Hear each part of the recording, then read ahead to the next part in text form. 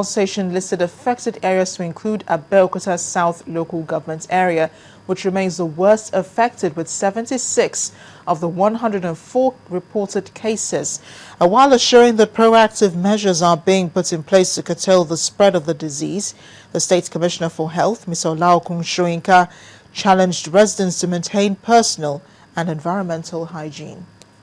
It's an outbreak of vomiting and diarrhea, some of which is cholera, some of which is not, all of which are caused by the same thing: poor hygiene, fecal contamination of water and of food, poor disposal of refuse, and so on.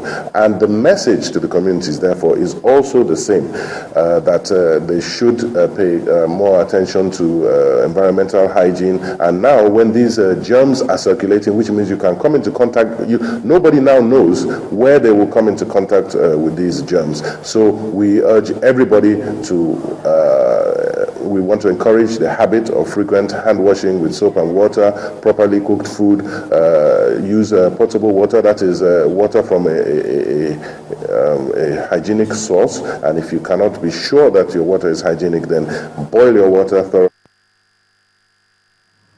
Ogun State Commissioner for Health, Mr. Shoyinka, of fighting crime now, police in Ogun State have assured residents of their safety. And this comes on the heels of the arrest of a middle-aged man by the State Police Command on suspicion of being a member of the Boko Haram sect.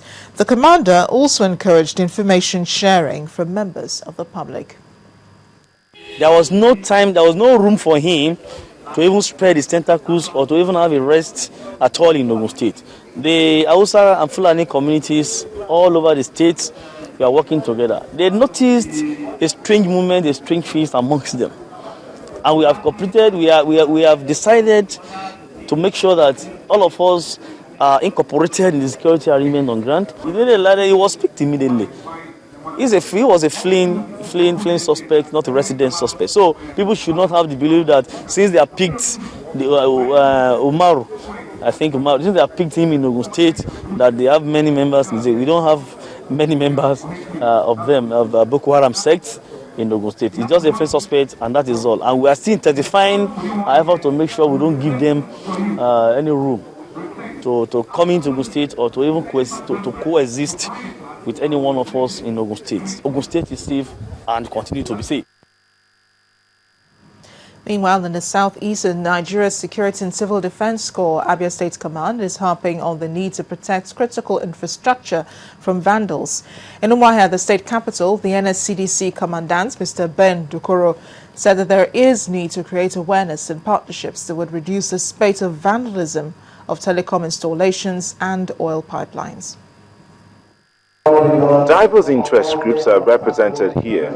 They include other sister security agencies, stakeholders on security, representatives of telecommunications companies, as well as traditional rulers who oversee the communities where most of the facilities are installed and located. It is a critical infrastructure stakeholders private guard companies forum, which is timely, going by the incessant loss of lives and properties through vandalism.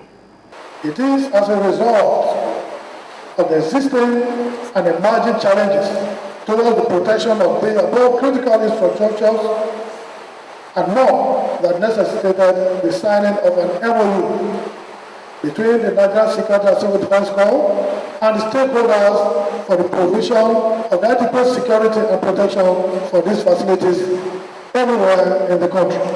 In their various contributions, participants are of the view that the mandate given to the NSCDC by the federal government has paved the way for them to work in synergy. The public to understand, whenever you have information about a criminal or a crime to be committed, pass it to any other organization, even including the police who are the custodians of criminals. The Nigerian and Security Defense Corps has provided to the nation amiable force, amiable security to defend the state and the nation at large. Infrastructure is provided by the government for its citizens, all in the bid to build a synergy between the government and the people. The National Defence College says it will increase the number of international participants in its program from 11 to 18 in 2013. The increase, according to the commandant of the college, Rear Admiral Thomas Lockerson, is a way of strengthening the cordial bilateral relations that exist between Nigeria and the participating countries. Meanwhile, 131 participants are expected to graduate from course 21, which ends next week. This huge number is a reflection of both the growing demand for vacancies in the college and our capacity to respond to such demands. Particularly, if we recollect that course 1 started with 30 participants in 1992. There are still plans to further expand the intake of international participants in the years ahead as a means of strengthening the cordial bilateral relationships that already exist between Nigeria and those countries. Indeed, 18 international participants are expected for the next course, that's course 22, and will include participants from Bangladesh, India, and Pakistan. We expect the United States to join in 2014 for course 23. Away from security and defense, over 2,000 households in Anambra State are beneficiaries of the 2012 MDG Conditional Cash Transfer Scheme. Families in 5 selected local government areas got monies totaling 375 million naira. The program aims to reduce extreme poverty and hunger, especially in the grassroots.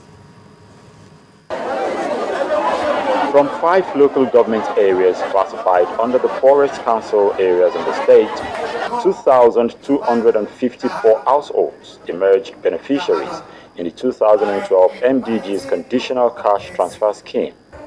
The local government areas include Ogbaru, Anambra West, Anocha, Orumba North, and Ihiala. Each of the benefiting households will be receiving a monthly stipend of 5,000 naira, a GSM phone, and at the end of a 1-year period, a lump sum of empowerment fund to be invested gainfully. Individual intervention will help us to use this project to reduce poverty in Anambra State and Nigeria to the glory of God.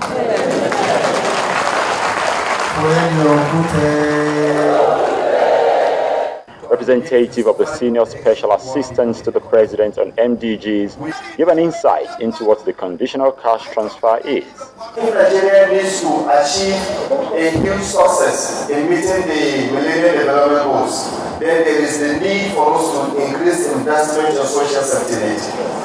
Parents were also charged to make their children's education a top priority, while Governor Peter Obi promised that every process of GSM distribution and payment of a stipend will be completed within 1 week. 2 weeks from today, for everything to be activated and functional. And it will be all like that. It will be all like that for the next 1 year. So every month you hear the same alert. Gerald High hopes that the gesture will not stop only at 5 local government areas, but will spread to the remaining 16, and for the beneficiaries, that they all use the monies judiciously in enrolling their wards in schools and in accessing maternal care for women of childbearing age. Still ahead on the news at 10, the Nigeria liquefied natural gas lifts force majeure on gas exports. That will be on Business News. Do join us again.